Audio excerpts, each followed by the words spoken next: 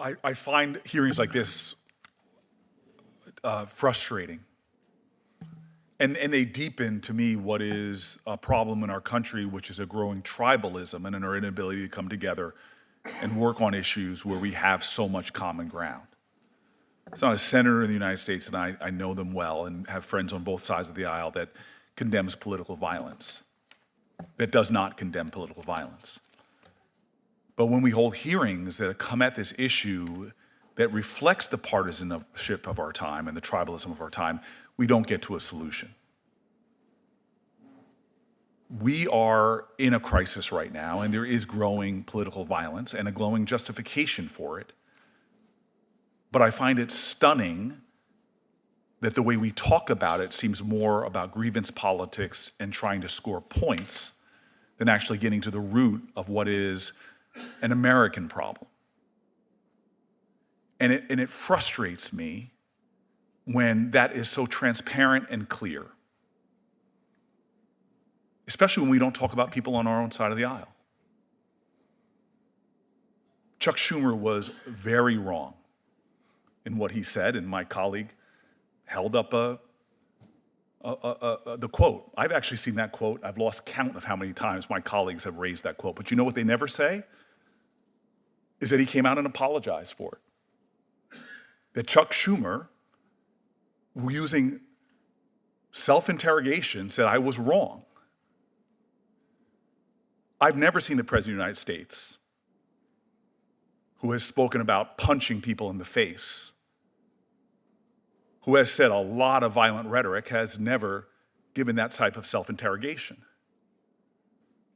I don't understand how we could be having a hearing right now at a time when threats on the senator sitting up here have gone through the roof, where we can't have a constructive conversation, but instead are pitting witnesses against witnesses, many of whom, like Mr. Hodges, have had to sit there and relive his trauma over and over again in hopes that something would be done about the problem.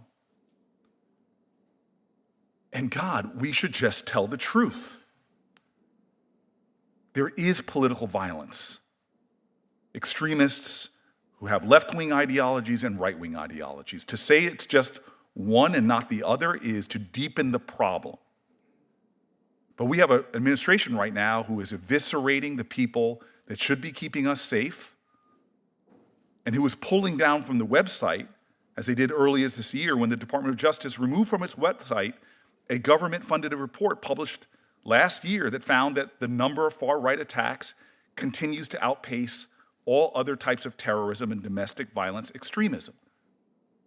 If we can't accurately describe a problem and do it without partisan rhetoric or seeking to score partisan points, we will not solve this problem. I have a lot of colleagues that are wiser and more full of grace. I'm a big believer about faith, that before you tell me about your religion, first show it to me and how you treat other people. If you ascribe to the beliefs of my faith, of Jesus Christ, God, show grace. And I still remember bemoaning to Tim Kaine about the problems we have in our growing hostile, degrading and demeaning political climate. And he said, the only way this is ever going to be cured, he said to me, was by each of us showing every single day a relentless commitment to ideals of extending grace to one another. I haven't heard any of that rhetoric in the little bit of this hearing that I've listened to. I've heard finger-pointing, condemnation, demeaning and degrading that reflects our partisan divide. This is the American problem.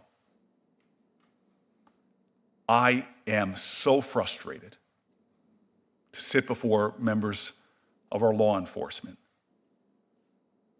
who have suffered in our house trying to protect us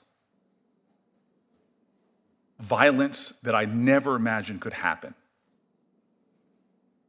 And yet we have an inability to name it and condemn it and commit ourselves to doing something about it. I will do my best to call it like it is. To hear quotes that I've even said that need to be tamped down, because the only thing that's going to save our country now is not more political posturing and partisan finger pointing. The only thing that's going to get us out of this condition is for courageous leaders in both parties to start standing up and extending grace and self-introspection. It's a lot easier when I call out Chuck Schumer's comments to make a difference. And God, I wish I'd see more of my colleagues being willing to call out the President of the United States for his outrageous comments as well.